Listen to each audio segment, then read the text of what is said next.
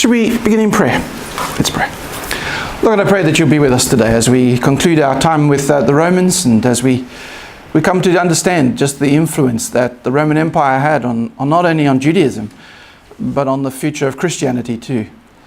That I pray, Lord, that you'll be with us and that you'll give us a sense of your presence and your love for us. In Jesus' name. Amen. Okay. What I wanted to talk about today was essentially some of the distinctives, or the legacy, if you want to call it. So let's call it that.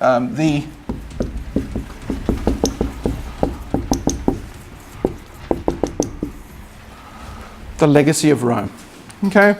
So what is it that Rome gave us that was important in terms of the long-term reality of civilization? Because what you need to keep reminding yourself is that today, when we talk about civilization today, particularly Western civilization, we often talk about Western civilization as the greco-roman culture.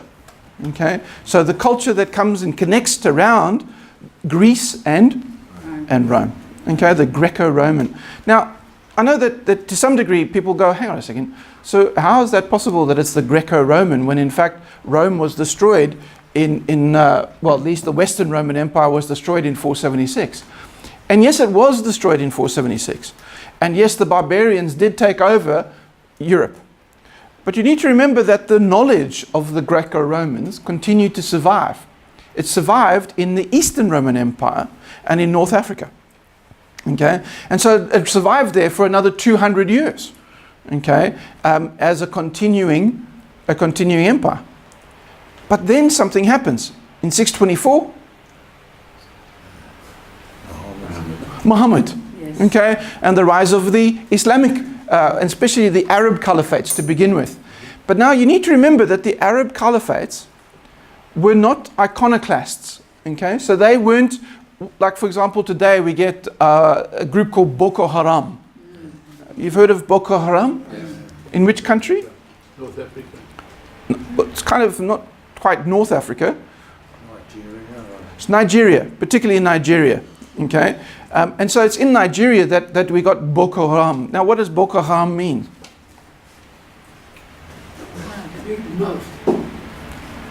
Both. Yes, yes. It could be that, but no, I don't think it's that. What does Boko Haram mean? Militant Islam. No, it actually doesn't mean militant Islam. Boko means the West, and Haram means unclean. Okay, so just like in you get in Hebrew you get kosher, and then unclean. In Islam you get haram and halal. Okay, so halal means that it is clean. If you're a Muslim, you can eat it. If it's haram, then it's unclean. It's bad. So Boko Haram means that the West is unclean. Okay, so what they're wanting to do is they're wanting to uphold Islamic values. They want to say that the West is decadent, the West is corrupt, the West is against the ideals of Islam. But you need to remember that Islam didn't begin thinking like that. In fact, Islam was inclusivist, was actually absorptionist, cultural absorptionist in its origins. So when the Arabs came out of Saudi Arabia and then went into North Africa and then to the Middle East, they didn't go to those places and destroy the cultures that are there. So they weren't cultural annihilists. They were actually cultural absorptionists. And they absorbed the Roman Greek culture into their cultural distinctives. Okay? It's only lately that we've started seeing Islam become culturally, isolationist. Okay? It's only once we get into the Turkish Empire that begins to happen. And then certainly once the fall of the Turkish Empire in the end of the Second World War. Okay? That we start seeing the rise of what we call today radical Islam. Okay? That Islam which says that the West and everything about the West is evil. Okay? That wasn't there in the beginning. Okay? So what you need to see is that in fact Islam absorbed the Greek and Roman to the point where they took the Latin texts and the Greek texts and translated them into Arabic and taught them in their colleges, and took some of the stuff that the Greeks and the Romans had been working out and actually added their own knowledge to it. So for example, it created that wonderful part of mathematics, which I know for those who did maths look at it and go, ooh, I want to do more. Algebra. Okay? Algebra actually was the name of a Muslim mathematician. Okay, that's where we get the word algebra from. It was actually the name of a mathematician.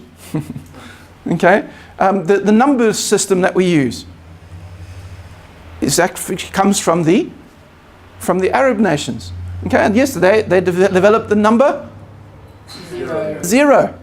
Number zero. Can you imagine trying to do things without the number zero? And yet that's what the Romans did, because of course there is no zero in Roman numerals. Okay? And so when it comes down to it, what we see within that is the realities of the way in which that changed. Does that make sense? So what happened is that the Arabs got hold of all that knowledge and held on to it and used it to actually further their own empire, which is one of the reasons I believe why the Islamic empire, especially the Arabs originally, was so successful. Because they took all the knowledge that they could understand from the Romans, they took it from the Greeks, and they connected it to their own knowledge and actually created an empire that stretched again from Saudi Arabia all the way through into the far Middle East, all the way across North Africa, and then over into Spain. Now, what language were they? Arabic. Arabic. Okay, Arabic. Now, they did something similar to what the Greeks did. Okay, because of course the Arab nations believed that not their culture, but their religion was superior to every other. Okay? Now remember, that was different for the Greeks. Okay? The Greeks, the religion it was just a part of their whole cultural makeup. But for the Muslims, it was actually the faith that was the binding agent for their culture. It was the source from which their whole culture came from. And so when they went and took over another place, what they went and shared with them was their faith. And so even though their cultures were different, and they actually allowed the different groups to have different cultural expressions, what they did was they had the exact same religious expression. So whether you were a Moor from North Africa and into Spain, or whether you were a Persian, you were able to hold on to your cultural identity, but not your religious identity. Okay? And so the religion is what changed. Did they absorb our religion? Did they absorb Christianity? They seem to have copied a lot of... Well, no, they didn't copy. They didn't copy, because you need to understand that Islam, as far as the way in which Muhammad shared it, was the third revelation of God. But they seem to have climbed up the mountain all the same way, only later. Well, you see that. No, but you see, they actually absorbed the whole process. So what they believe is that the first revelation of Allah was Judaism. Okay, so when he came to Abraham and to Moses, which is why Abraham and Moses and some of the other patriarchs are also prophets in Islam. So they don't discard that at all. They say that was the first revelation. In other words, they just embellish. Well, not embellish. They've said that God has. Because remember, this isn't us that's doing it. It's not Muhammad that did it. It was the angel Gabriel. So they say. No. Well, we say lots of things too. So, but the thing is that remember that what they say is that the Quran isn't something that Muhammad thought up.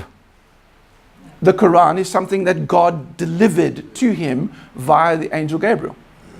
Okay? It's like the Grey Street Mosque in Durban. If you drive down into Durban, if you're coming from Pietermaritzburg, there's this building and it says the Last Testament. Exactly, and so that's and that's what it's about. Is that the first expression was Judaism.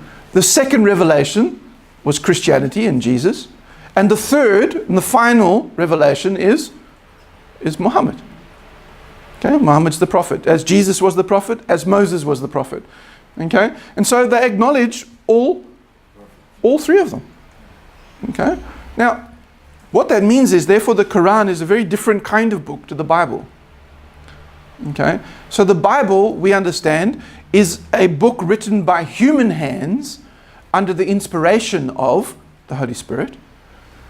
But the Quran is actually written by God Himself. And is it all written? So it's all written by the same? Yes. It's all written by the same person, well, same entity, which is God, as opposed to ours, which is written by lots of different entities. And because of that, we have all the arguments that we have.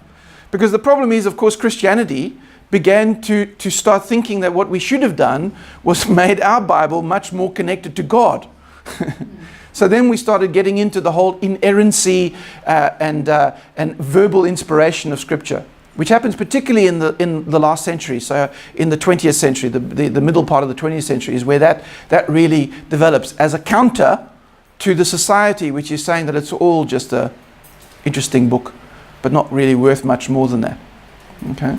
So what we see in here is that the Islam has a very different thing. Islam absorbs the stuff around it, even the religious stuff, but then adds its own cultural perspective to that. But now, what happens is, of course, is that in 1096, the West goes to war with the Arabs. Okay? And what we have is the start of what we call the Crusades. And for the next 400 years, we've got crusades happening. But those crusaders actually go into the heart of the Arab caliphates and take over the Holy Land. Now, you need to realize that though, wasn't just a conquest. It wasn't just economics. It was also the catalyst that begins the change in Europe.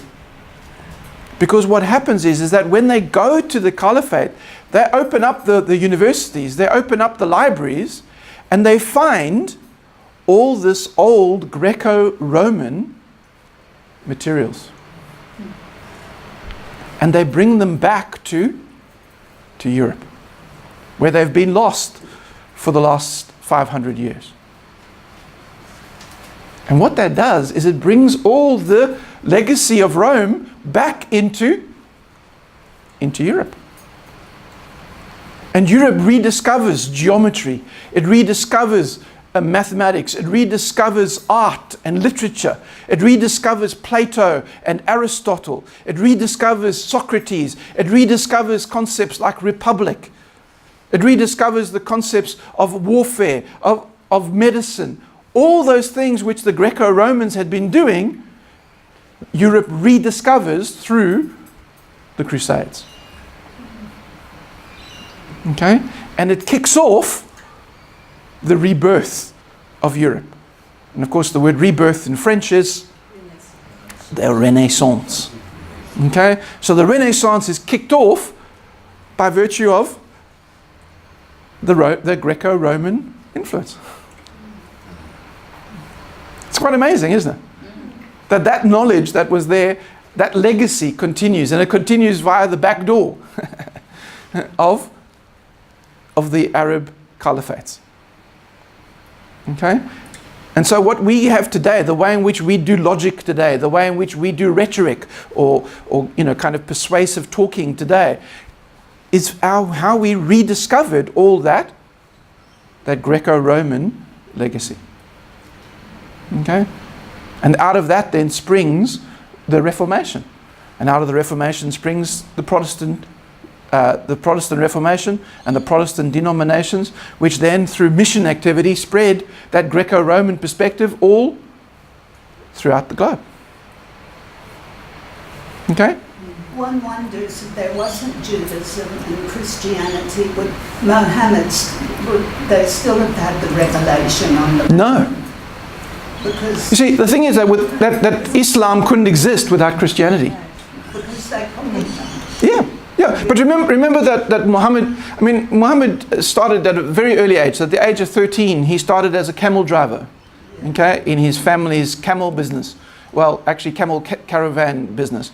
Okay, so very early on, very young guy, he was brilliant. I mean, let's never put anything on Muhammad. As a person, he must have been absolutely brilliant. Now, regardless of whether you believe about gold tablets and Gabriel and that kind of thing, that's another question completely. But this person was able to take the little tribal groups, the little family patriarchal groups of Saudi Arabia, and actually you join them together under a single concept, not of culture, but of religion. I mean, that's phenomenal. I mean, he did it in a very aggressive way. And let's not ever deny that it was aggressive. I mean, the concept of war is built into the early days of Islam. And there's no need to deny that. I mean, except in this day and age where everybody's saying, oh, we're the religion of peace. But the issue with it is that it's not just about being the religion of peace. It's about acknowledging that so many religions are in terms of the concepts of war. That was certainly part of Islam at that stage. But then that was part of the whole of the society. It was certainly part of Christianity for most of its life. Okay, remember that the Crusades happened out of Christianity, which is also supposed to be a religion which says, love your enemies, do good to those who hurt you. And what did the Pope say? Oh, no, don't worry about that, peace. Matthew was just having a bad day that day. Off we go, let's go and kill them. And let me tell you, the stuff that the Crusaders did, we need to get off a moral high horse when it comes to Christianity and Islam. Let's get off our moral high horse. I mean, there were writings of the Crusaders eating babies. Oh, that stretched the imagination. Well, it wasn't imagination. It was written as part, and it was actually written by a Crusader historian in the city of Acre. Okay, when they took over Jerusalem, the Crusaders killed every single man, woman, child in Jerusalem. I knew that you did, yes. So, as I said, let's not get, and the concept of suicide bombers. Come on, man. We invented some of that. I'm talking about Christianity did, is that they would send people with the pox, with the plague, into cities to infect the population.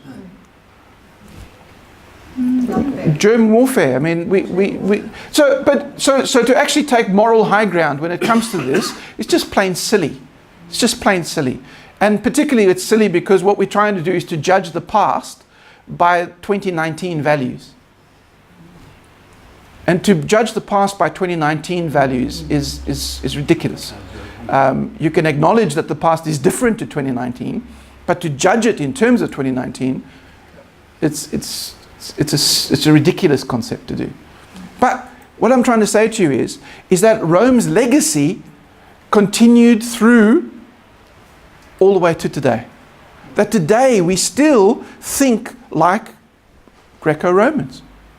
We still act like Greco-Romans. We're still getting the benefit from the Greco-Romans in things like medicine, like architecture, like construction. I mean, in all those areas, we are still the beneficiaries of what happened in this period, in the period of the Roman Empire. Okay? And that's from the Republic period all the way through the Empire period, is we're actually still benefiting from that. And so therefore, acknowledging that legacy, I think, is an important thing for us. So let's begin having a look at some of that legacy. And I gave you the first one last week, which was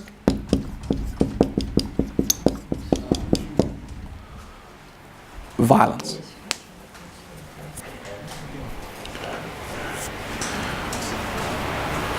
Tell me which state in the US kills more people through capital punishment than any other. Texas. That's it. Where? Texas. Texas, yes. Texas. And where did the previous president come from? Not before Barack Obama? Texas, yes, the Bushes. Oh, okay. The concept of using violence as a means for change is still part and parcel of our society. Okay, not so much in Australia, but even in Australia, we still have that same perspective of, I'm going to feel better if the person who has hurt me goes to jail. Okay, that's going to make me feel better. It's a process of the concept of punishment. Now, the problem in Australia at the moment is that when people go to jail, no one actually knows. So it doesn't have the deterrent effect. What they realized was that if you're going to keep an empire that big, and remember the empire stretches from Scotland to Spain to North Africa, all the way through to the other side of what today we would call Iraq, all the way south into Egypt, and then all the way through into the north, into the Asia Minor, and then into halfway through into Germania, or what we would today call Germany. Okay, area around Frankfurt was a German post as well. All of that is the Roman Empire. How do you keep control of that? Well, the way in which they did was violence. And not just closed violence, where in fact it's happening behind closed doors, but public acts of violence. Okay? And of course the one that they used particularly for non-Roman citizens was crucifixion. Okay? Now crucifixion is an ultimate form of deterrence. Okay? And it was only perpetrated on those who were not Roman citizens. Okay? Roman citizens were Poison. beheaded. Beheaded. You're thinking of the Greeks. Because you're thinking of old Socrates there and so on, yes. But no, it actually, the Roman citizens were beheaded. So it's quick. Well, you would imagine it's quick. And certainly when you watch it on Hollywood, it looks quick. But there's actually one story, and this is in the medieval period, when one person was beheaded and it took 24 hits. Yes. They have to have a very sharp thing. Yes. Yes, well, also you have to have a pretty good eye, you know, because that piece of neck is actually quite. Not meant to be cut. So it's not the most. But remember that those executions in places like London used to also happen in public. They were public. Remember that outside of the jail, they used to have well, not both the stocks for certain things, and well, not the guillotine. That was in France, but yes, but of course the hangman's rope. Okay, and of course it was called.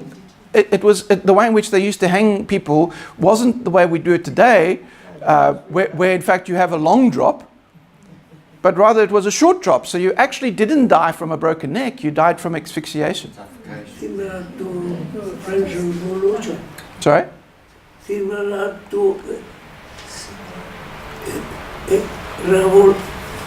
French Revolution. Oh yes, well, but you see, the French Revolution was very quick, but it was public. Now remember that this is what you need to realize, that all of this comes back to these guys. These guys used public execution as a means of deterrence. And that's what England was doing. I mean, the reason why they had the hangings in public was because it was meant to be a deterrence. And where did they learn that from? From these guys. Okay? That's how they kept public order. But what that means is that your public order begins to develop around the concept of punishment. Okay? And public punishment in order to become a deterrent. Okay? I mean, in England, of course, they had developed other ones as well, where they then put you on a boat and sent you to Australia. Okay? And that was another deterrent for a lot of people. I mean, you know, to be sent to the other side of the world from where you come from, not knowing what's going to happen. And in fact, you know, the potential of not actually getting there was pretty high as well. That was certainly within the realities of where people are at. So need to understand that this concept of violence becomes part of the fabric of our society. Okay? I'm not saying that violence wasn't there before, But what I'm saying is it becomes institutional. That the institution, that the state becomes an actor in violence. And we've continued that process ever since. And I think somewhat lacking in real ability, real connection. Especially, as I say, today we still have the same punishment or penal system, but we now don't do it publicly. And so, people think that when you go to jail, it's kind of like going to a spa. I'm just going to the spa for a couple of months or, 2.5 years. Well, no, it's not. But the issue with it is that I think it's one of the reasons why our society calls for more and more punishment. Is because we're beginning to think that the punishment isn't sufficient enough because to deal with our lust for that process. Sorry?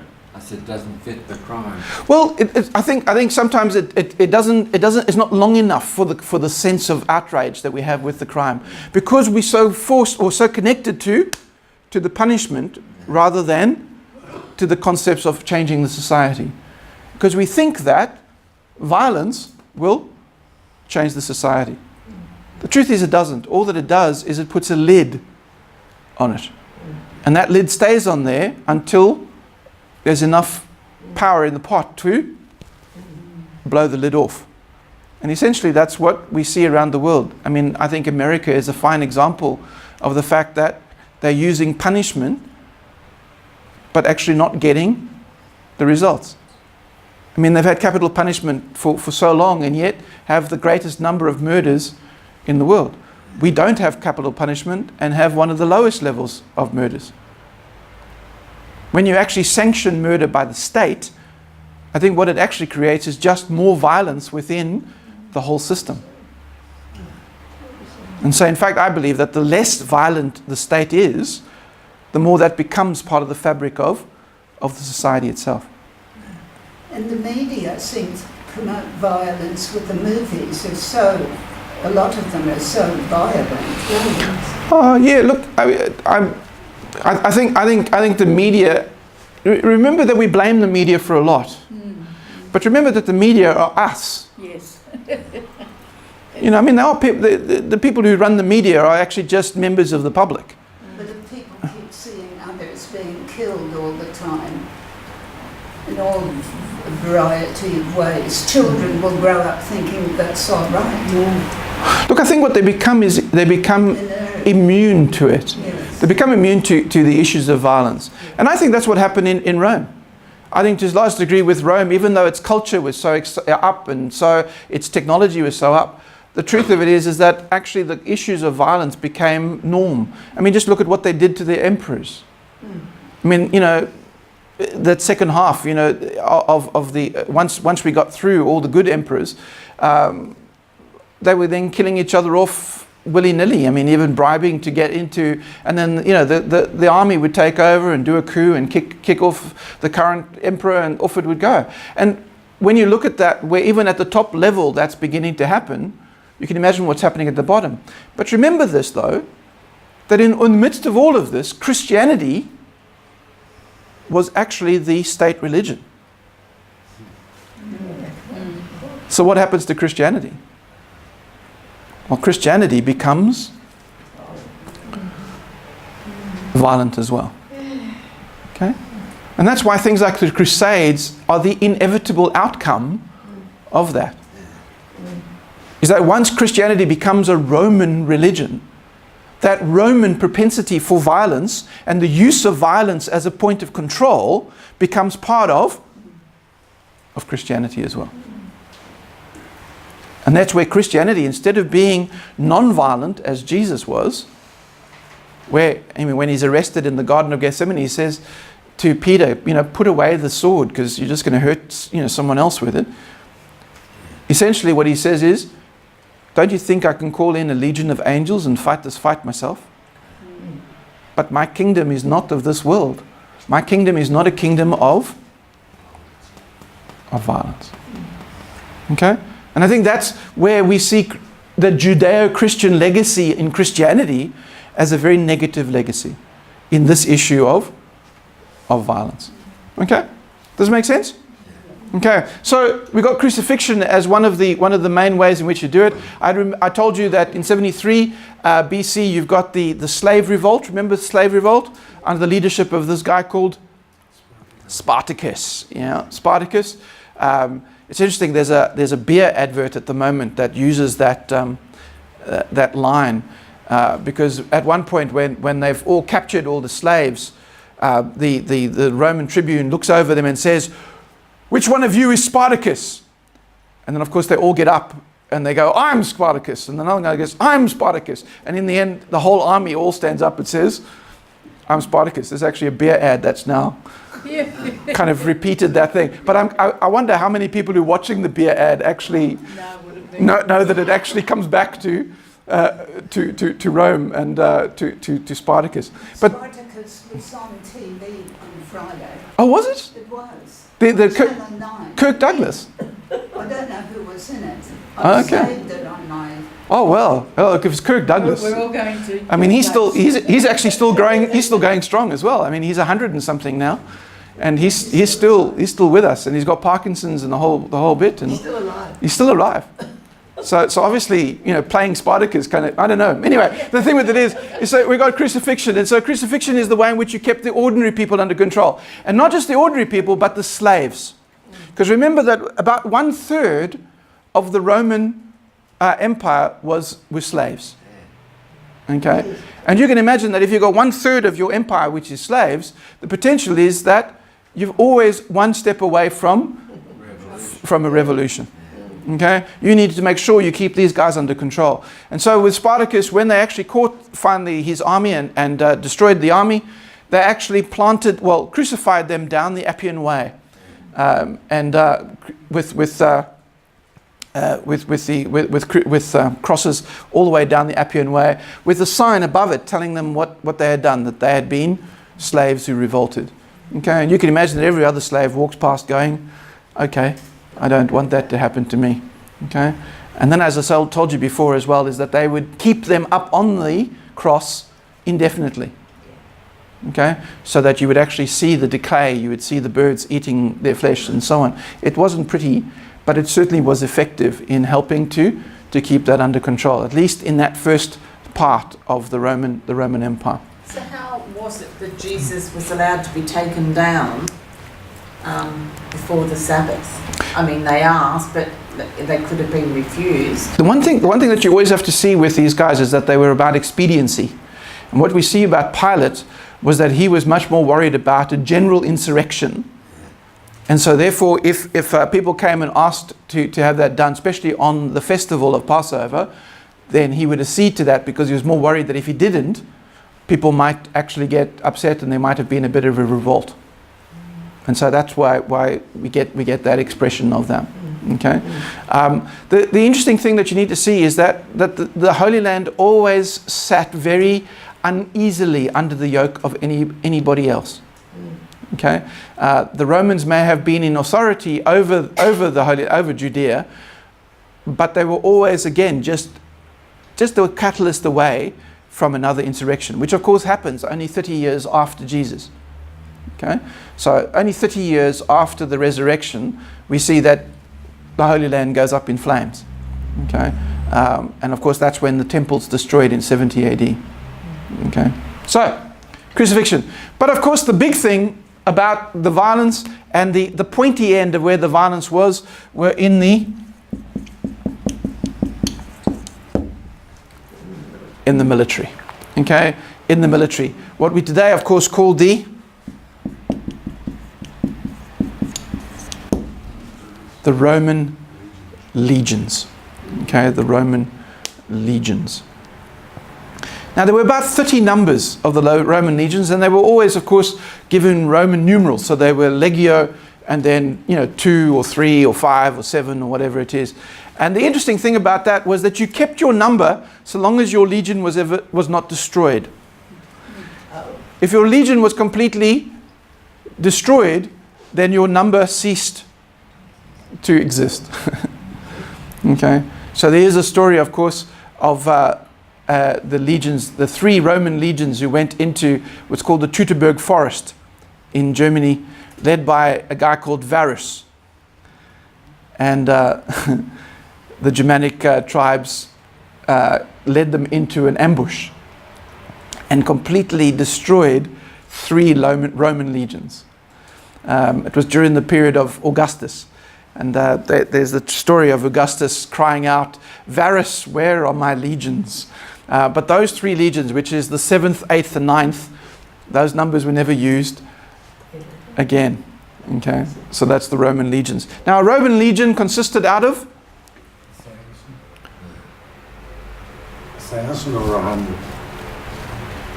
10. Bit less than that. 5,000 in each legion. 5,000 men. Now, look, that number is a bit squishy because depending on when you're talking about in terms of the Roman era, because the Roman era remember, it moves around a bit in terms of how they organized their army. But in the longest period, we've got the Roman legion of round about 5,000 men. Now, the 5,000 men were in a legion, and they were divided into 10 cohorts. Okay? And then the cohorts were divided up again into 8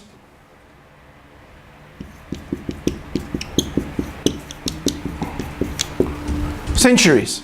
Now, the interesting thing with the century was that it was commanded by a centurion, but it actually was only made up of 80 men. Not 100. It's made up of 80 men. Okay? And was commanded by a centurion. And so you ended up with about 59 centurions in each legion. Okay? Now, the thing with the centuries is that you didn't, as far as other office bearers are concerned, so you had the centurion. Okay, and that's the centurion's helmet. Okay, and you can see that by his plume. Okay, but then you also had another guy called a tesserarius. Okay, and he was involved with the guard duty. So he was the guy who organized the guard duty. Okay. Oh, there's actually another one as well after centurion or century. You have a contunubrian.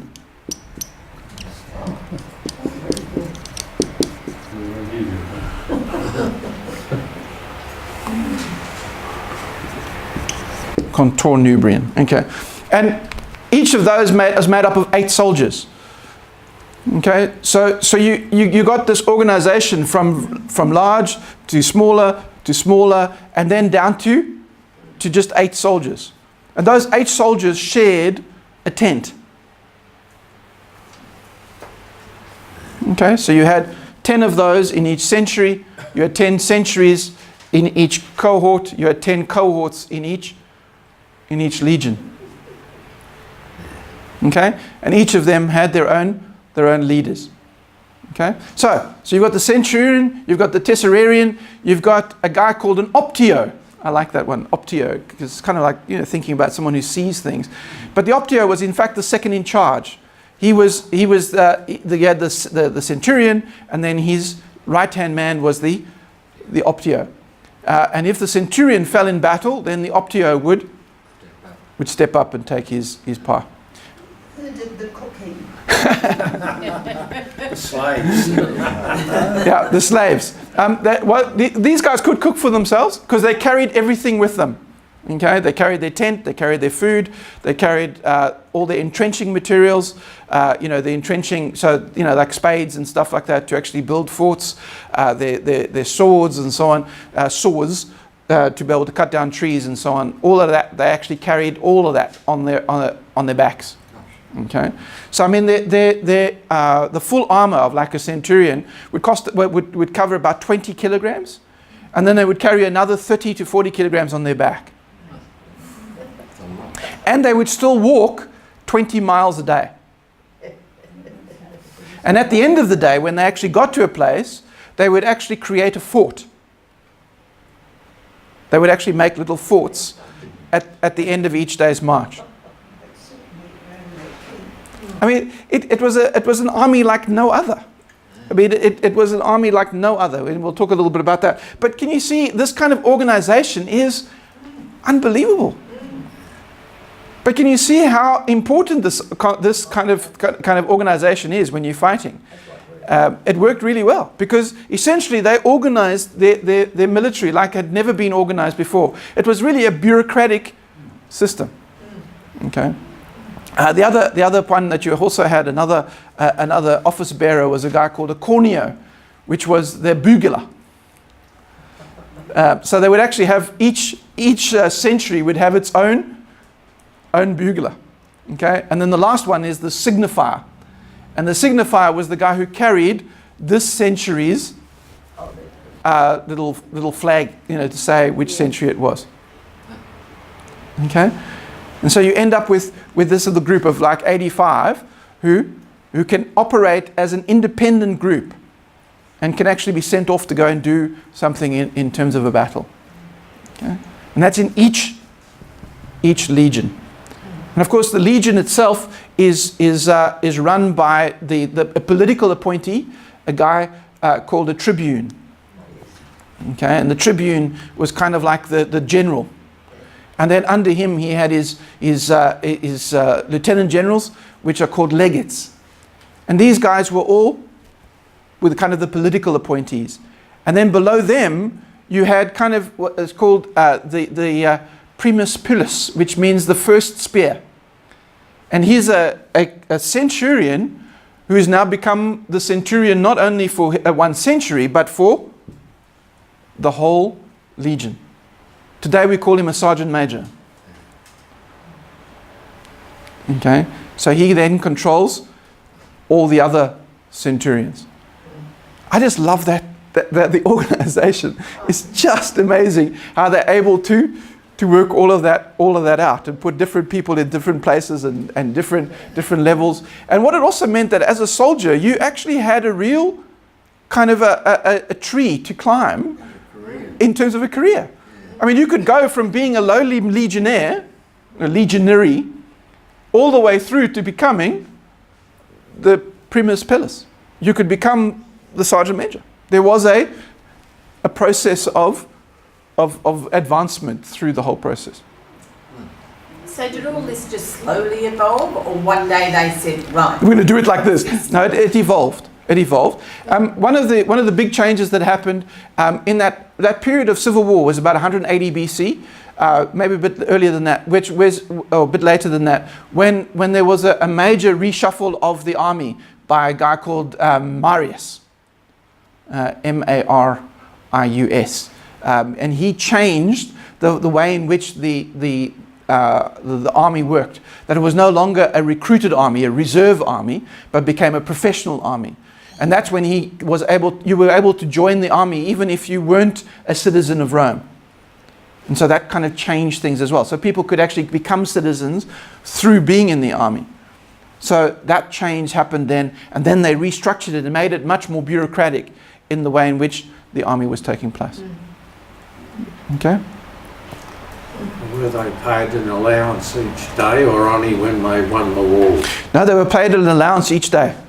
Or each week when they were given their allowance. And it wasn't a cheap thing to have an army. But the interesting thing that began to happen was that the state stopped paying for some of these professional armies, and they were paid for instead by their generals. And this is when things went a little haywire for the Republic.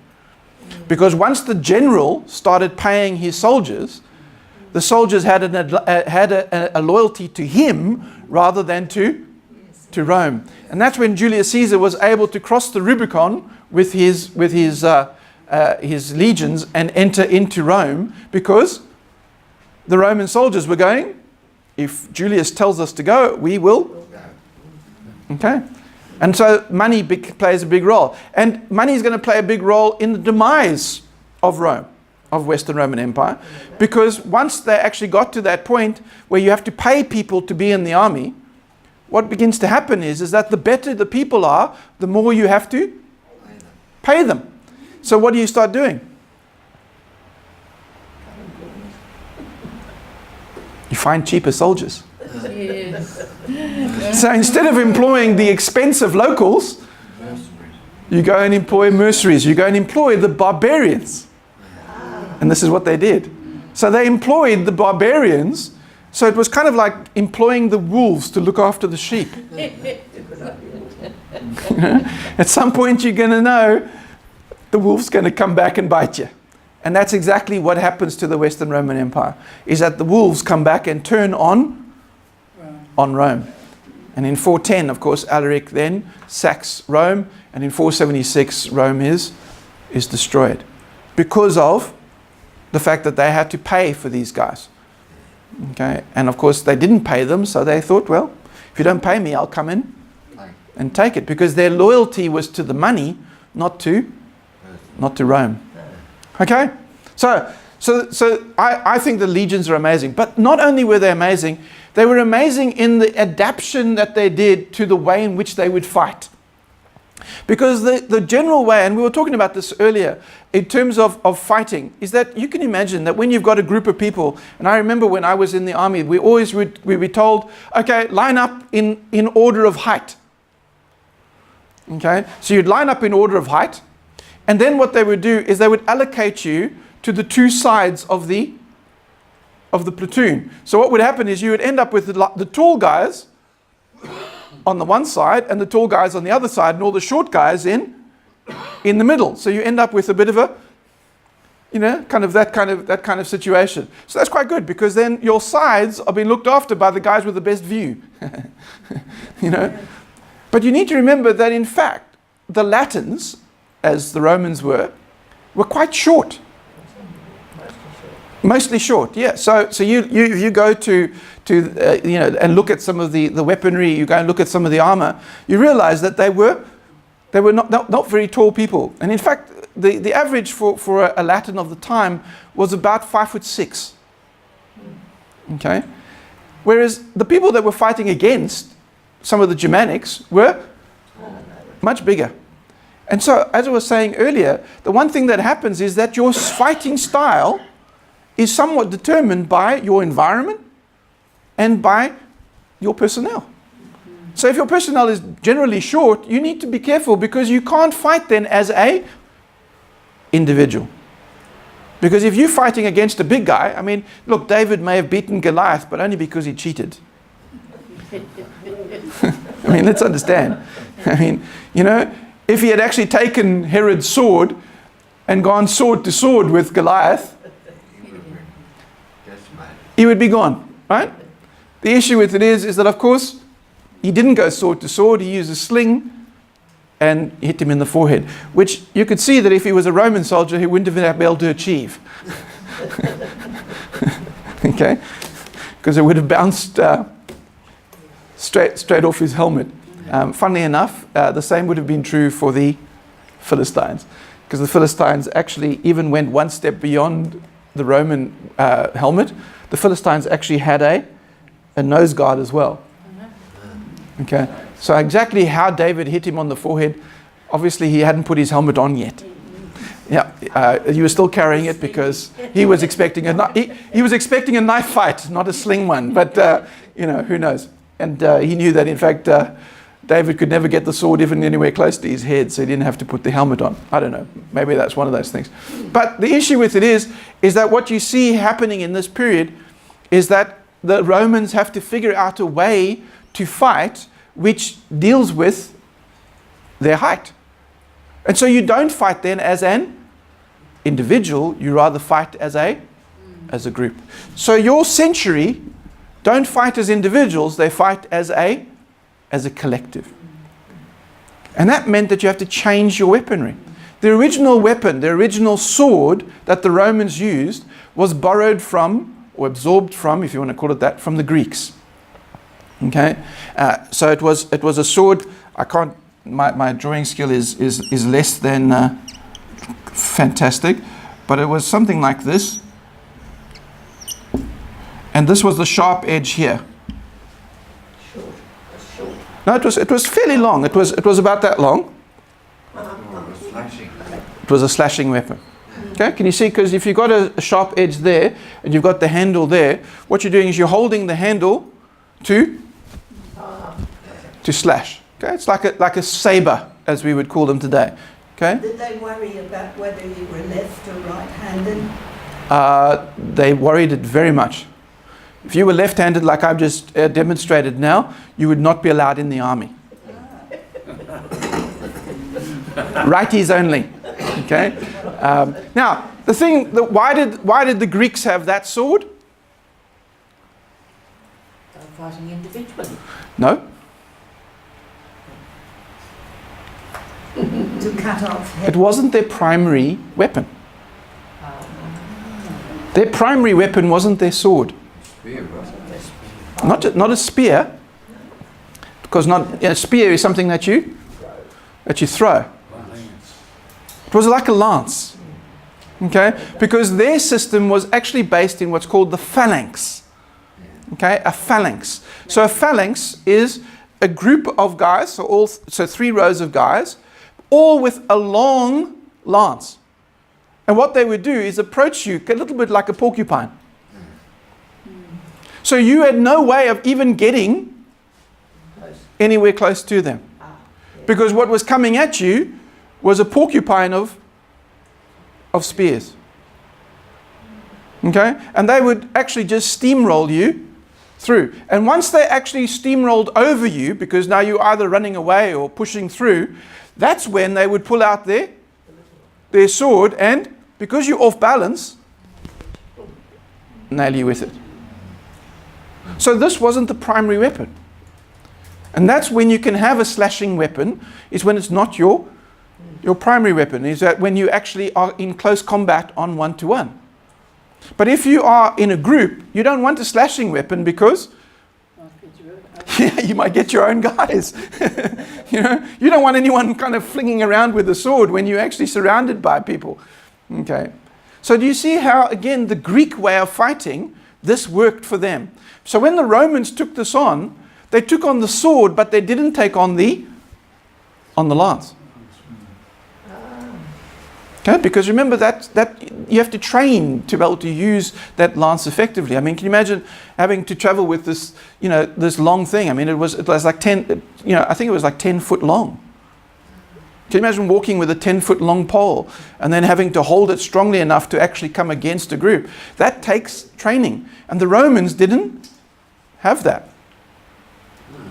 Okay? So what the Romans did was they used this sword, but they realized it wasn't as effective.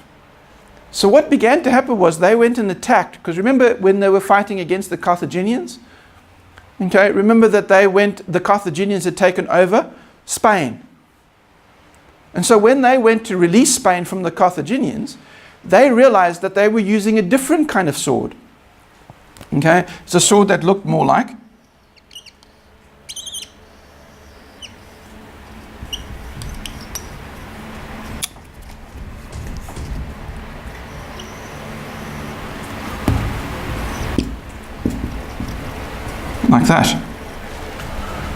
So it was shorter,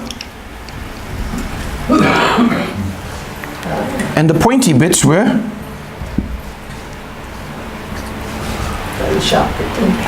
in the front. Oh, for stabbing. There we go. Not for slashing, but for stabbing. And what they realized was that's the kind of sword that one could use if you are fighting in a group. Okay? And so what they paired with that was a large shield called a scutus. And it was that large shield that then protected them basically from their shins all the way up to their noses. And in the front was a very a little bulb, kind of a steel bulb, where your handle was behind. But what it was also was a great tool to bash somebody. So what you could now do is that you could hold your, again, I'm doing it the wrong thing, being a left-hander. You had what now became known as a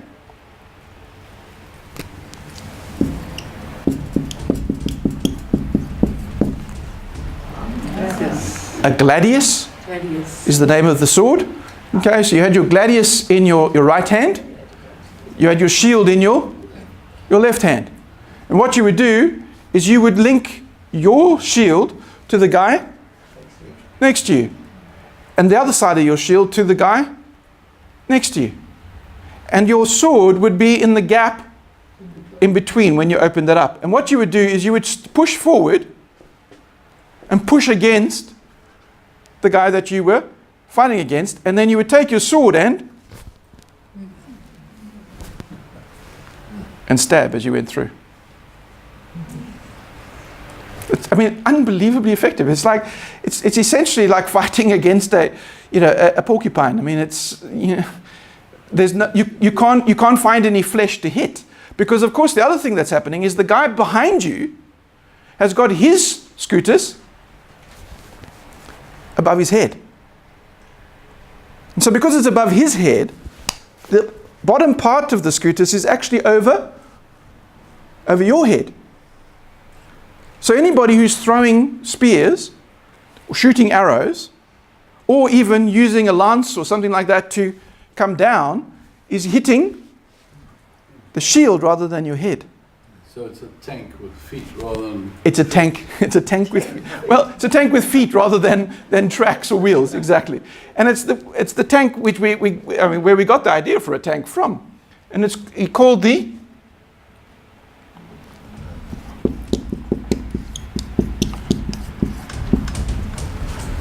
testudo. And a testudo, which is Latin, in English is tortoise. The tortoise. Okay, is a testudo, is a tortoise. And there were different configurations of the testudo depending on what they were facing. Okay, so sometimes they would be in square, sometimes they would be in a circle. If they are facing, for example, cavalry, then they might go into a circle. But the concept was exactly the same, where they would use their shields to essentially armor plate all the soldiers. And the guys right in the middle would then be the guys who are the reserves. So when somebody falls, they would then rearrange the process constantly to do this. And that's what they would drill constantly as well. They would be drilling to do that. But what do you need in order to be a testudo? What's the main geographical reality that you have when you're fighting this way? Flat land. You need flat land. Yes. Which is why the Romans were not anywhere near as effective in mountains or in woods. Okay, because they weren't trained to fight as individuals. They were trained to fight as a group. Okay? And that's why sometimes when they were fighting against the Germans, the Germanics, the Germanic area were very heavily wooded. And so it's one of the reasons I believe that the Roman advance into Europe stopped, was because the way they fought actually didn't lend itself to the terrain. Okay? But you can imagine that they developed in that area of Italy, which is flat, the flat land of the plains outside of the mountains of Italy. Okay, so one of the things with testudo is the concept of that. Now, why am I telling all of this about all the army? Well, one of which because I think it is an amazing thing. I think as the organization of it, the development of it, I think is quite amazing. So that's the first reason. But the second reason, which I think is more pertinent, is that whenever the Bible uses the concept of a soldier, it's thinking about a Roman legionary. Okay? So when Paul says, put on the armor of God, and then he mentions the helmet of salvation and the breastplate of righteousness and the belt of truth and so on and so on and so on, the image in your head mustn't be a modern guy with an M16 rifle, or even a knight with a visor and sitting on a big horse with a long sword. Okay? If you're going to interpret those passages about being a soldier, you need to think in terms of a Roman. And you need to always remember that Romans never fought well. the Roman legionaries were not trained to fight as individuals. They were trained to fight only as groups. So when the Bible tells us that we should put on the armor of God, always remember that we doesn't mean each of you independently. It means we as in together. Okay? So we're not called to actually be the knights on white chargers, the heroes winning the battle. We're called to be those who would fight together. Okay? Very important.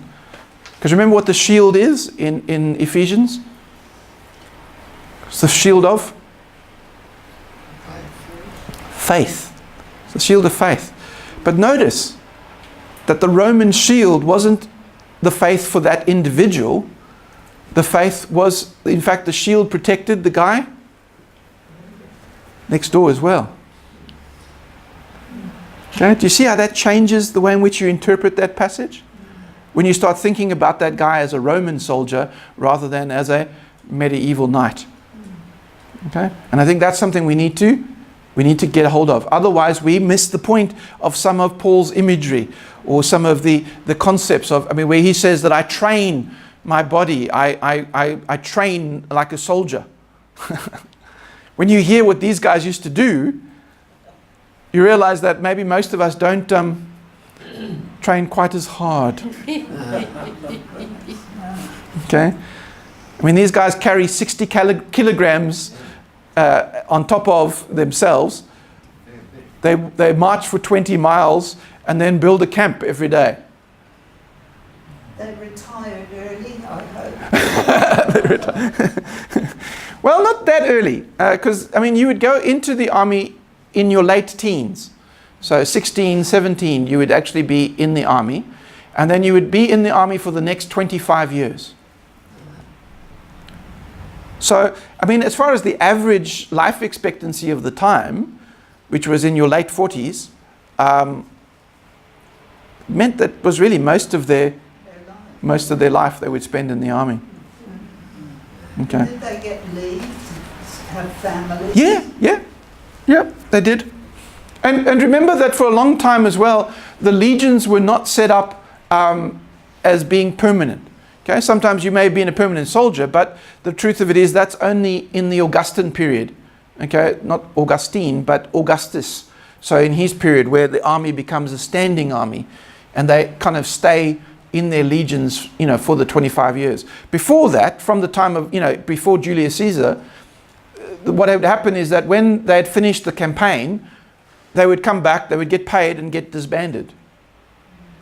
And then you have to wait for the next campaign, and then you'd go and sign up again and say, I'm here. Okay, let's go and beat up some barbarians again.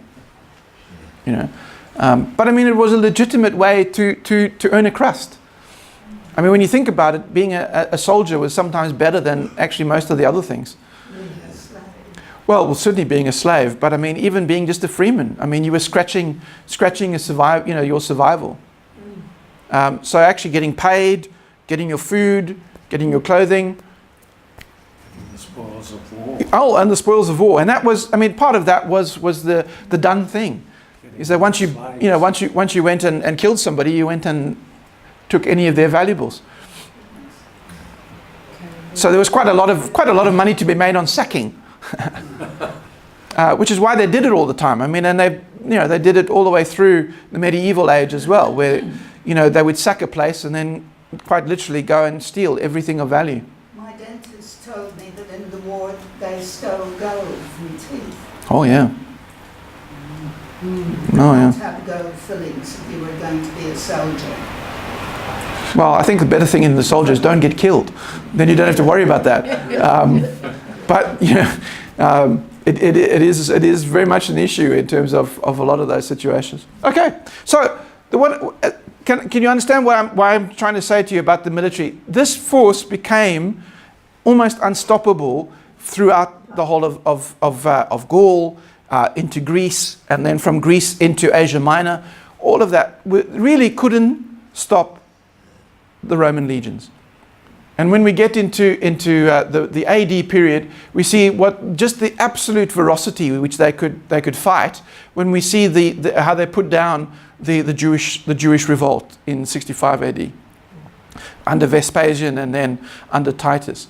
Is that they just came in and the local rebel just could not stand up against that kind of organization, and they defeated them, and not just defeated them, they completely destroyed them. They annihilated the city, annihilated the temple. I mean, if you look at the story of Masada, I think I've told you about Masada, which was the last holdout of the Jewish rebels in 70 AD. They ran to the hilltop fortress of Herod the Great. Herod the Great had built it, and he'd built it as his bolt hole, because he was always a bit worried that the Jews wouldn't accept him and might rise up in revolt against him too. And so he wanted to have somewhere where he could go where he was basically unassaultable. I went there 4 years ago, and it is unbelievable. Isn't it an amazing place? I mean, you need to understand that it's a mesa, okay? So it's a flat-topped mountain, okay? Now, I don't know what the circumference will be, but it must be a couple of kilometers, the whole circumference. Herod and his builders built A huge ramp. well, no, that was the Romans. But what Herod did was he built a wall, a 6-foot wall, a 10-foot wall around the outs perimeter of the whole mesa. So the whole mesa, the whole mountaintop, had a 10-foot wall around it. What? Quite a feat. Unbelievable! And this is in the middle of the desert. Yeah. I mean, they had to trek more than 15 kilometers to get to the nearest water hole. But then they realized that in fact when it does rain, and it does rain there, but it rains in deluge. So it comes down and then you don't get any rain for the next 6 months. What you need to do is to actually be able to store as much of that comes down. And so they did underground cisterns. I mean, they literally went into the bedrock of the mountain and dug out tanks, water tanks. And then they've got this elaborate system so that when the water came down, it would be funneled into those tanks. And this was in, this is in 25 BC. I mean, I look at that and I just go, that is unbelievable. But Titus goes and besieges it. And when you're on top of the mountain now, and you look down, you can still see the outlines of the forts that were built by the legions. They're still there.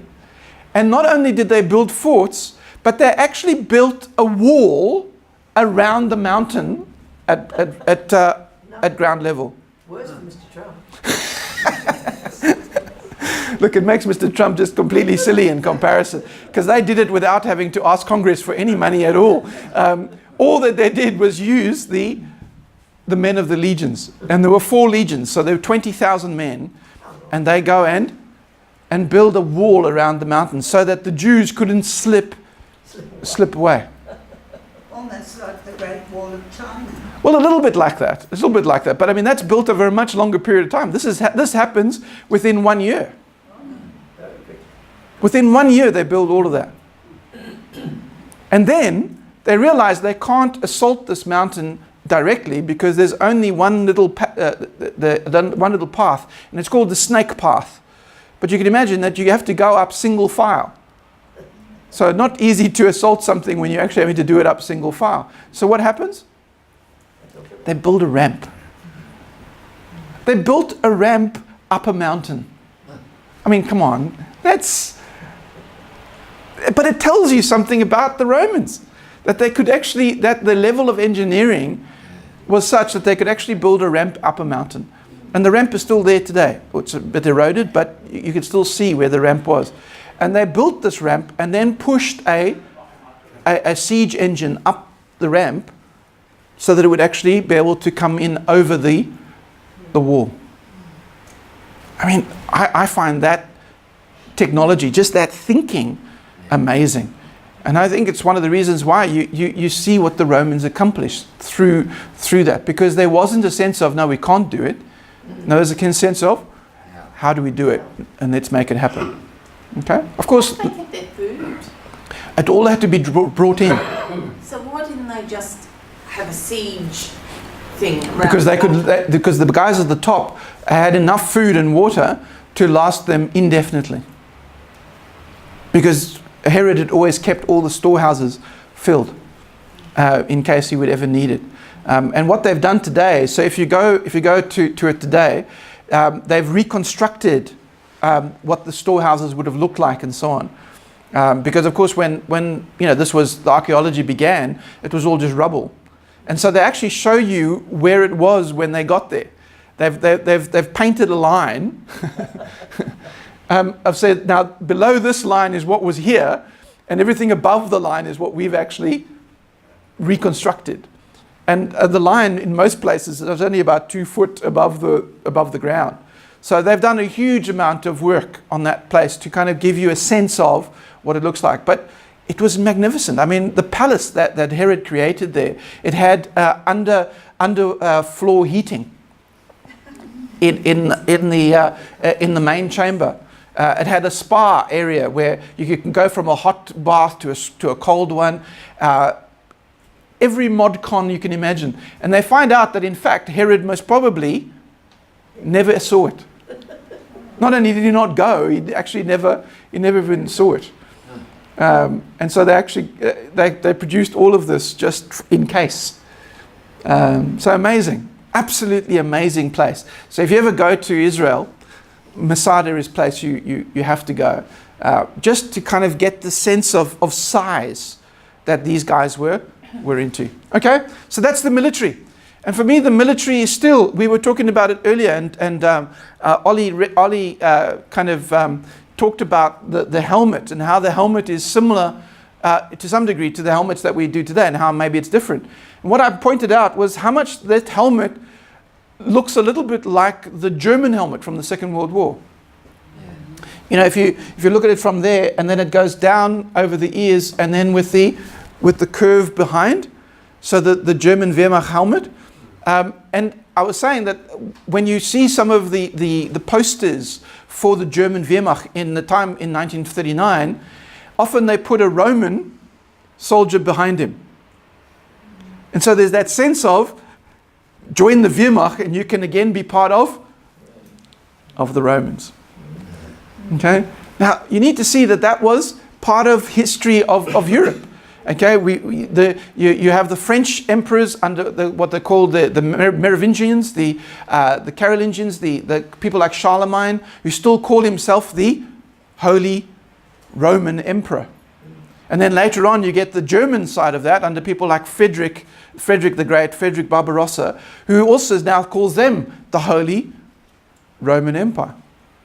And so you can see that this image or this legacy of the military framework of Rome continues through Europe, even after the barbarian period. Okay? Imagine what it would do to the economy if all that effort went into construct this island. But if it did, they wouldn't have been an empire. See, the funny thing is though, and this is what we're going to get to now, is that yes, they did put all of this effort into warfare, but they were also putting effort at the same time into everything else. Okay? So it wasn't just warfare. Warfare was the way in which they maintained what they had got. But now I want to get to some of the other things which actually weren't part of that. The first one I want to get to is trade. Okay. Now, you need to see, as I've told you many times, trade is the lifeblood of civilization. Okay? It's the one reason I believe that we won't see a third world war. No, I've just put that on video. Oops. Oh dear. Well, good to be positive. Thank you for that, Tony. Yes, it is good to be positive. The reason why I'm positive about it is because for the first time in the history of the world, we have worldwide trade. And we have vested interests to make sure that that trade continues. Okay? Why? Why is America talking to North Korea? Or a new customer. Right. We want to open up trade. It's money. It's about money. It's always about money. And the thing what you need to see is that that concept of trade is absolutely at the heart of the expansion of Rome. Okay, Rome expands in order to take over the trade. Remember what I said about the Carthaginians? That one of the big reasons why Rome begins to take over the old Carthaginian Empire is so that they can control instead the trade routes of the Western Mediterranean. Okay, the Carthaginians up to that point have had basically free reign because they're the only ones with the ships who can deal with it. Okay, everybody else is landlocked, but very quickly the Romans look at this and say, hang on a second. If we're going to expand, if we're going to pay for everything that we need to do or that we're wanting to do, we need to open up trade.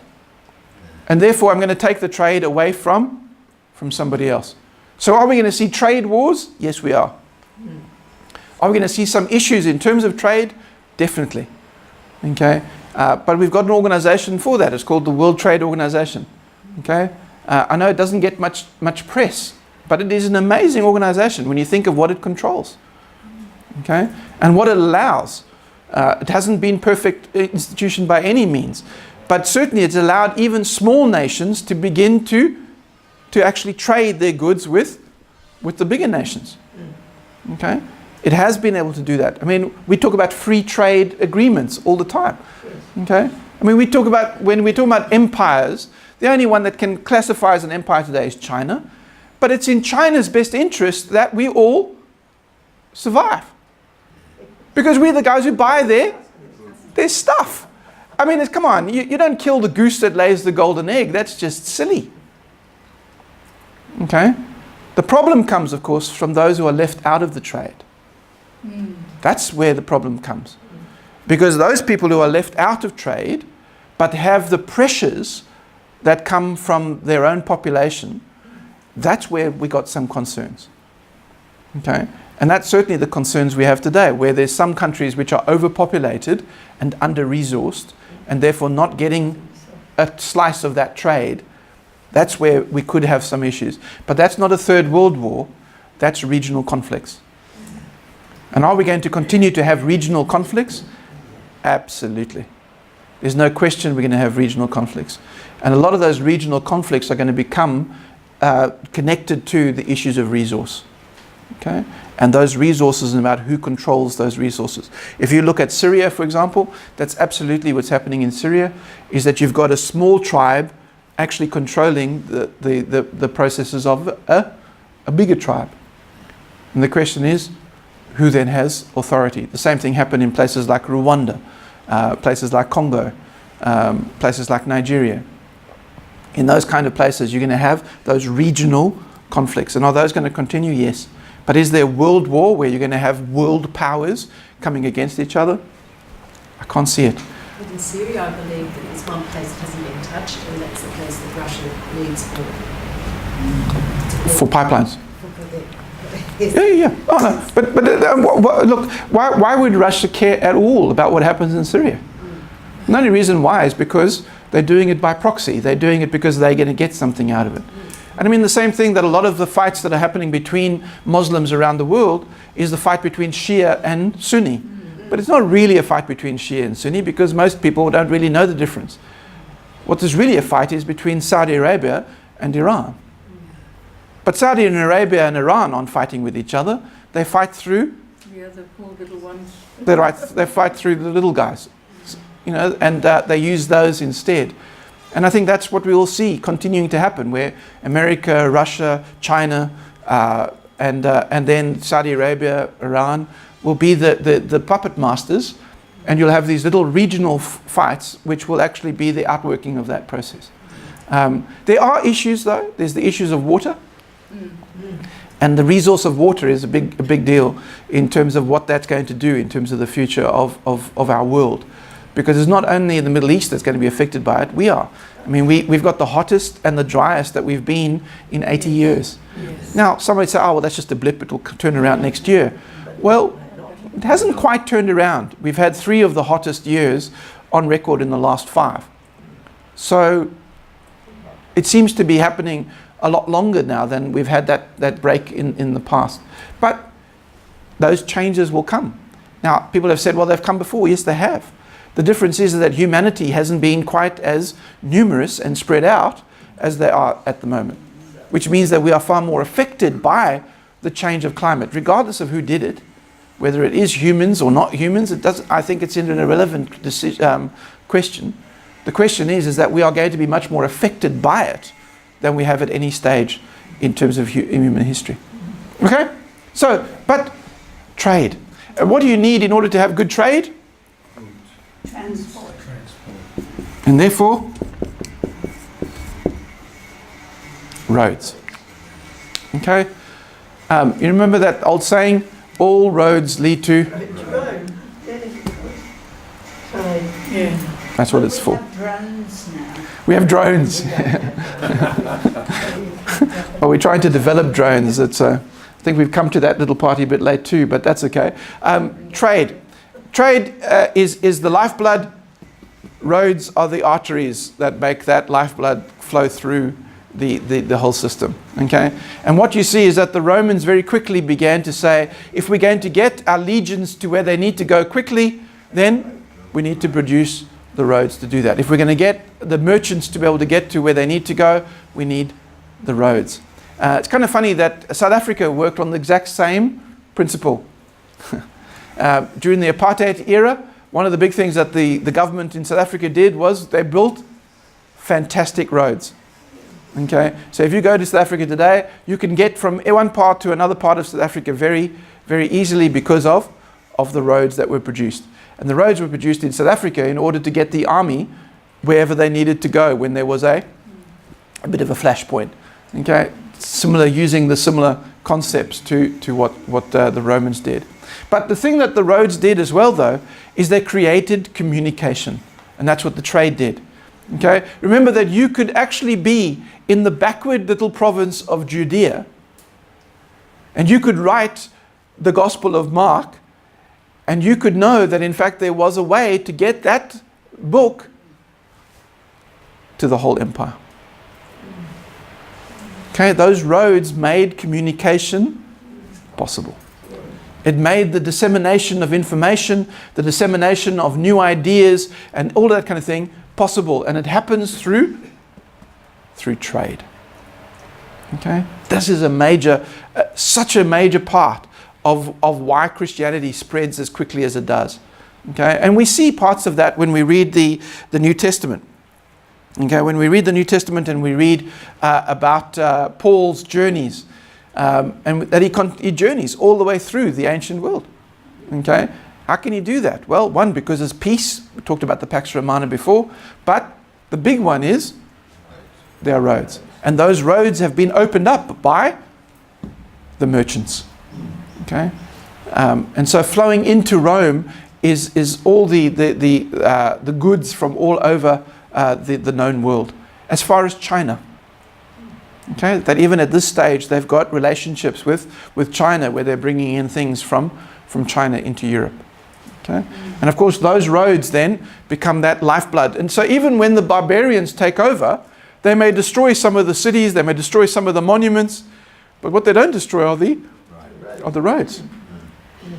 That you can still move throughout the whole of even the barbarian Europe in the same way that you did with the Roman ones. Would Paul have walked most of the roads, or would there have been sort of limited public transport where you have camel trains? I like that. It's like can I buy a ticket for your camel train? In fact, they did. No, they absolutely did. It wasn't just, you didn't just walk everywhere. You were able to get a ride. To get a ride, yeah, and you'd pay for that. And certainly in terms of on the water, so on the Mediterranean, you'd go to the local port, wherever that was, and you'd buy a passage to wherever you go. Absolutely happened. So, because to walk the width of Europe, I mean, that would take you a little while. But with the roads, of course, made it that much simpler, because how it happened is that, of course, all those mountain ranges had been surveyed. So they found out where the gaps were, which you could then send the road through. And all of that had already happened. So there's no question at all that trade transformed the way in which communication happened within Europe. Okay? They have horses. Sorry? Horses Yeah. ride through the roads. Oh yes. Well, I mean, look, horses were part of that. I mean, there's an interesting thing about that, is that the Roman chariot is the reason for the gauge of a train. Of a train. Yeah, the train tracks Train tracks. were made the same width as the width of a Roman chariot. Now, I think this might just be urban legend. No, I was going to say. Not in Victoria. No. Now, look, it depends. I'm talking about Europe now. I'm talking about in Europe. And Europe was taken over in America. And there's a wonderful little story. And again, I think it might be just urban legend. But when the shuttle, you remember the shuttle was created to go into space. Yes. The booster rockets that were on it were actually carried by train, but they had to be made a certain width because of the size of the tracks. And the size of the track was determined by the butts of two horses, which were connected to a chariot in the time of Rome. Yes, yes. So from a Roman chariot to the space shuttle, the width was determined by the size of two horseback sides. I think that's fantastic. Look, as I said, I think it might just be mythological, but I love the concept of that. Is that, again, when you think about it, is why are things a particular width? And you can understand that when they're traveling down those roads with a horse and cart, and you see this when you go, for example, to a place like Pompeii, you actually can see the ruts in the road. So if your cart was wider, it wouldn't fit in the rut, so you'd constantly be, kind of riding like that. So there really is a sense in which you can understand that you would make carts of the same width so that everybody fits into the same rut. There is some there's a sense that would work within it. And obviously they must have all been the same in order to make such deep ruts into stone in the first place. So anyway, but that's trade. This continues to be the lifeblood of civilization today. And as I said, I believe it's the reason why we don't have the wars that we used to have. The world wars were wars often about expansion, about taking over somebody else's. We've now released that by actually connecting in international trade to some degree. Okay, so that's part of that. The next one is culture. And this is the legacy that Rome leaves us. And it begins in the legacy of art,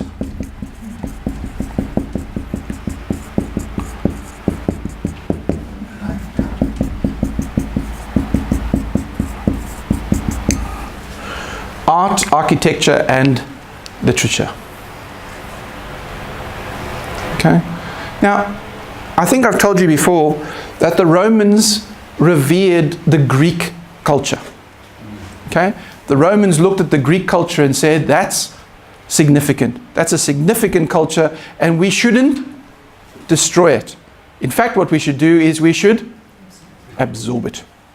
And that's what they did. And so what you see is that the art forms that were developed in ancient Greece become then ancient Roman as well. Okay, whether that be sculpture, whether that be architecture, whether that be literature. Okay, that the frameworks are created. So for example, the great orator Cicero actually borrowed his rhetoric methodology. So the way in which he spoke, the arguments that he made, he borrowed it from Greeks, from the Greeks. Okay, the concept of the Roman Republic, okay, is something that comes out of the Greek perspectives as well in terms of that. So people like, for example, Plato, who writes the book called The Republic. Okay, And so lays down some of those republican concepts actually come from that period as well. And so you can see that culture is something that is still there. And you need to understand that culture still is connected today. That the way in which we understand in terms of literature, I mean, I think it was Plato who said there's only 6 different plots in any play.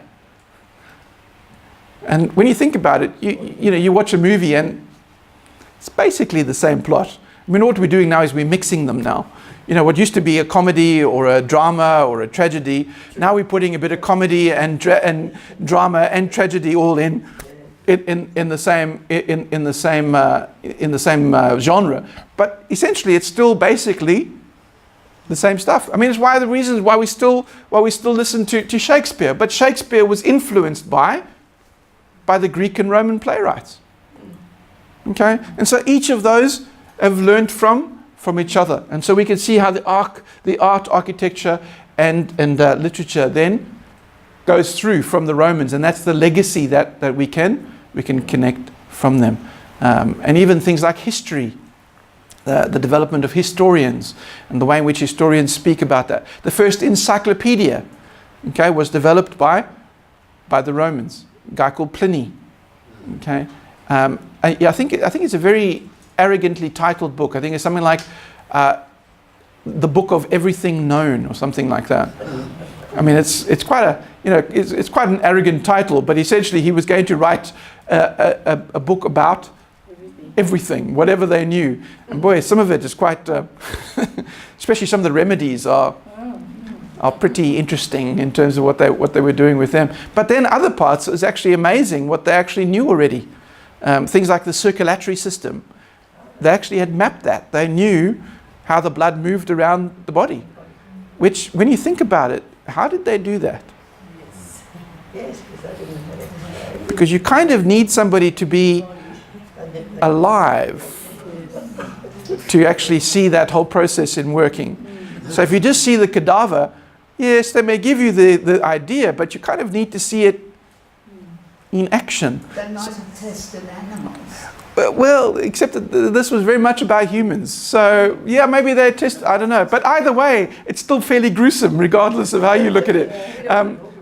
Yes, that's right. But anyway, but what I'm saying is that they didn't have any scruples about that. They were prepared to cut open bodies and look at how we worked and try to figure stuff out and connected with that. And that's why you end up with, your lifelike sculptures. Okay, so where you actually move from kind of just blobs of things in the Stone Age to the Roman age, where now things have got an anatomical connection as well, which of course is then taken to its ultimate degree during the Renaissance. And people like Michelangelo. When I was in Italy last year, I went to go and see David, and there's actually 3 Davids. I'm not sure if have you seen the statue of David? There's actually 3 of them. There's the one without any bird poo on it, so you have to pay for that one. That's one's in an actual gallery. But then there's actually 2. There's one outside the Uffizi, and then there's one up on a hill. I got to see the other 2. And I thought, gee, why do I have to pay for it when I can actually see these ones? But it's amazing.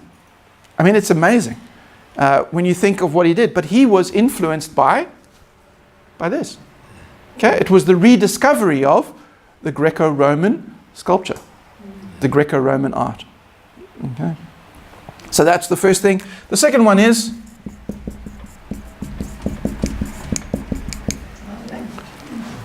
language, and it continues to be with us. And the 2 languages that are continue to be with us are Latin and Greek. That's it, Koine Greek, common Greek. Okay, but those 2 languages became the language of all commerce. And even after the barbarians defeated the Western Roman Empire, the barbarian aristocracy still held onto Latin. Okay, but they borrowed from Latin and put it into their own colloquial language as well. So they took the language that they came with, they added Latin to it and recreated a new language, which today is the modern languages of French and Italian and Spanish, actually come from Latin, which is why we call them the Latin or Romance languages. Okay? On the other side, you've got Greek, which remains the lingua franca, becomes the normal language, the common language of the Eastern Empire, all the way through until the fall of the Roman Empire in the 15th century. Okay? But what that means is that the language continues to be the legacy of Rome. I mean, today, how much of our language still has Latin? Okay? Because when the Normans came across, they brought Latin with them. Okay? And mixed that with Anglo-Saxon. And so we then get English, which has now a combination of Greek words and Latin words, Anglo-Saxon words, Norman words or French words, are all come together as part of English. And so English as a language, many of the words we have, especially the more technical words, actually come from either Latin or Greek. Okay? And that again is the legacy of Rome. Next one is the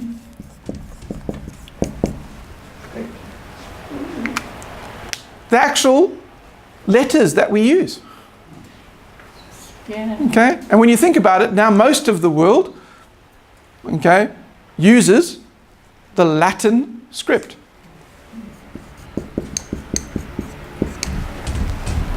So the actual letters that we have comes out of the Latin script.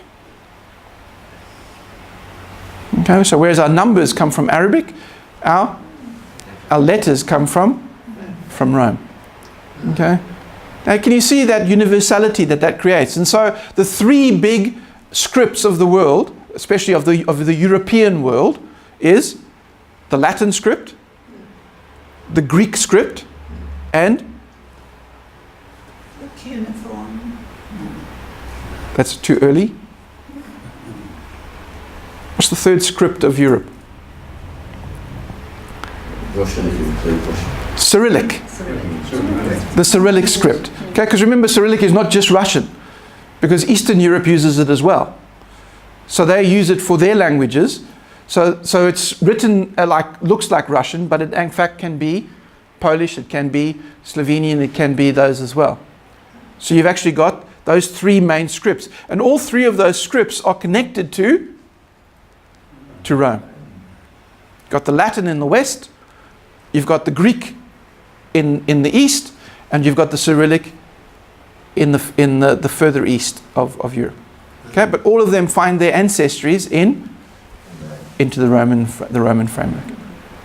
And if English becomes a universal language, it means Rome has passed through to the whole world. Exactly. And it has.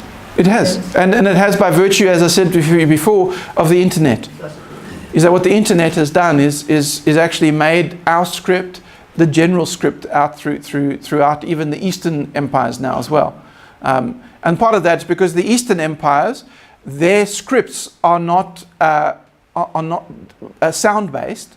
They are concept-based. So if you look at Chinese, you need to have so many Chinese characters to be able to know what you're talking about. So the only one of them that's not is of course Korean. Korean is not pictographic. Korean is actually also alphabetical. So it's a different script. It was used as an alphabet rather than in a pictogram. And with pictograms, you'd have to create new pictures all the time. Yes, or you have to give new meanings to old ones, Yes. which is what more happens. So what happens is that you get the same picture, but it's got multiple meanings depending on context, and so that becomes more complicated. Okay, but the thing with it is that you can understand that a script that can be used across the whole empire is huge. Okay, because people can read it and can hold on to it and can connect with it. Okay, and then the last one that I want to talk under culture is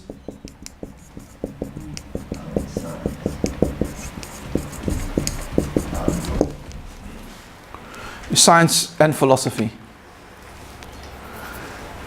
Okay, our calendar, for example, comes from Rome. The fact that we start a year in January. Okay, January is, in fact, the months of the year all come from Rome. Okay, July, Julius Caesar, the Julii. Okay, June comes from his mum, it's from Junior. Okay, August, Augustus. Okay, so you can see that we've got this real connection with the Roman calendar. It was the Romans who came up with the 24-hour day that was divided into 12 hours. 12 equal sections. Okay, and starting at midnight. So that the day starts at midnight rather than sundown, as had been the case before. Okay, so when you look at that, you realize that that concept of 12 hours comes across. Now, one of the reasons for that, of course, is that the one thing about 12 o'clock midday is that you can know when that is, regardless of when the sun rises or sets. Because the midday stays the same, and you can measure that. So you can see that 12 o'clock midday, you can work out. And so you can work out the 12 hours, anno meridium and post meridian. So before 12 and after 12. There's that connection with that. Okay? I think it's an amazing concept that happens, and it's out of their science. Okay? Philosophy is, a lot of that philosophy was brought over from the Greeks. Okay? Plato, Aristotle, Socrates, and then all the other philosophers of the time actually drew from that, and their philosophy continues to be of importance, continues to be of use in society today. A lot of our understanding of Christianity, actually, that happened in the Middle Ages and into the Reformation, came because of the rediscovery of Roman philosophy. Okay, people like Aristotle and Plato had huge influence in the Christian world. Okay, even as late as the Reformation. Okay, so culture was the other thing that we see in the legacy of Rome. Okay.